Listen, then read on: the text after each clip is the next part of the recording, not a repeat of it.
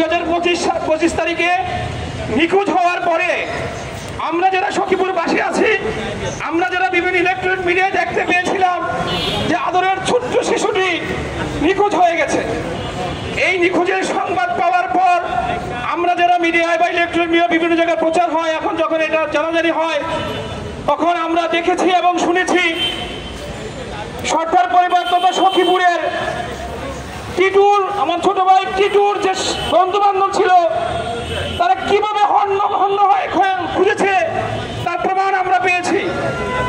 আমি যদি একটু সূত্র ধরে বলতে চাই, আপনারা দেখবেন 24 তারিখে যে বাচ্চাটি, আমাদের যে সন্তান তাইবা হারিয়ে গেল বা নিখোঁজ হয়ে গেল, তার পরিবার তথা তার বন্ধু বান্ধব সখীপুরে খণ্ড খণ্ড হয়ে বিভিন্ন জায়গায় খোঁজাখুঁজি শুরু করলো।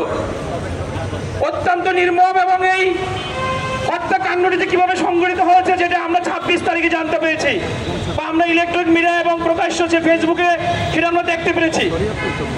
এবং আপনারা দেখেছেন 26 তারিখে যে একটি চিরুনি অভিযান দিয়েছিল সখীপুরের এই টিটু সর্দারের পরিবার এবং তার বন্ধু বান্ধব সকলে মিলিয়ে, তারই অংশ হিসাবে যেটা আপনারা ফেসবুকে দেখেছেন, আমি আজকে সেটা বলতেছি। আপনারা দেখছেন একটা সেফটি ট্যাঙ্কির ঢাকনাটা শুধু একটু লাগানো, উঠানোর পরে যে লাগিয়েছিল, সেই লাগানোর যে একটু ডিফারেন্সটা ছিল, সেইটা দুইটা আমাদের কতিপয় যুবক, আমাদের ছোট ভাই এবং টিটু সর্দারের যে আত্মীয় তারা দেখেছিল যে এই সেফটি ট্যাঙ্কিটা কেন এটা পূর্বে লাগানো ছিল এবং পরের যে একটু যে গরমিল ছিল এটা কেন ছিল।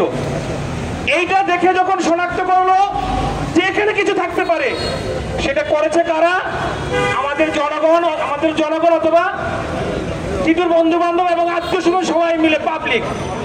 কিন্তু পুলিশ কর্মকর্তা বা কোনো তদন্তকারী কর্মচারী অথবা পুলিশ কোনো কর্মকর্তা কিন্তু এই কাজটা করে নাই। সেখানে যখন এটা লক্ষ্য করলো এবং সেখানে করলো তারা হয়তো আপনারা জানেন, সেখানে ছিল নিয়াজ সর্দার, বাবুল এবং সুমন, পরবর্তী সবাই জড়ো হয়েছে। আমরা ফেসবুকে দেখেছি সেই সেফটি ট্যাঙ্কিটা উঠানোর পরে যে লাশটা, এবার আমাদের মামুনি যে লাশটা ছিল সেইটা উপর হওয়া ছিল এবং সেখানেও শনাক্ত করা যায়নি যে এটা তাইবার লাশ, মনে করেছিল এটা পুতুল। আল্লাহর মহান রাব্বুল আলামিনের কি নির্মম পরিহাস।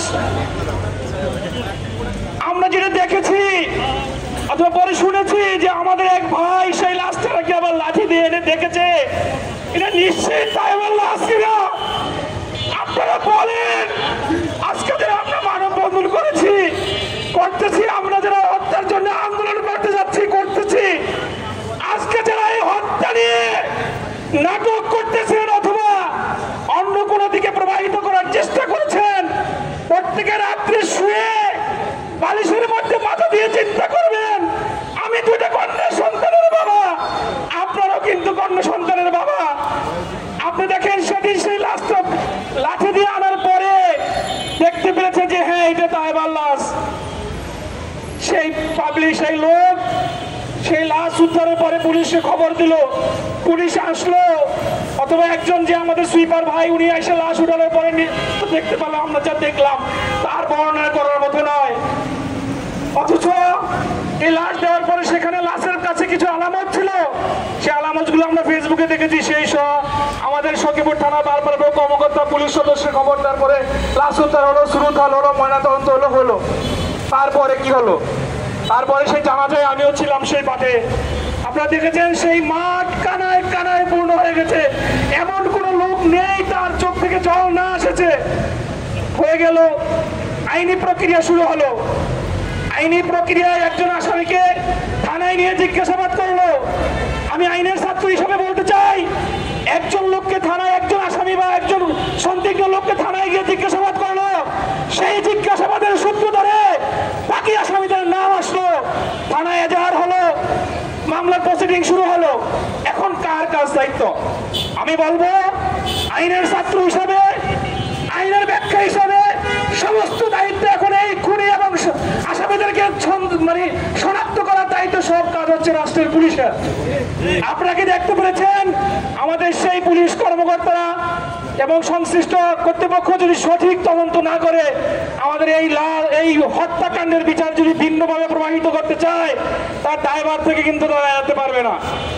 কেননা আপনারা দেখেন, আমি বলবো পরবর্তী যখন মামলা হলো একজন আসামি বাকি আসামিদেরকে গ্রেফতার করে থানায় কোর্টে প্রেরণ করলেন।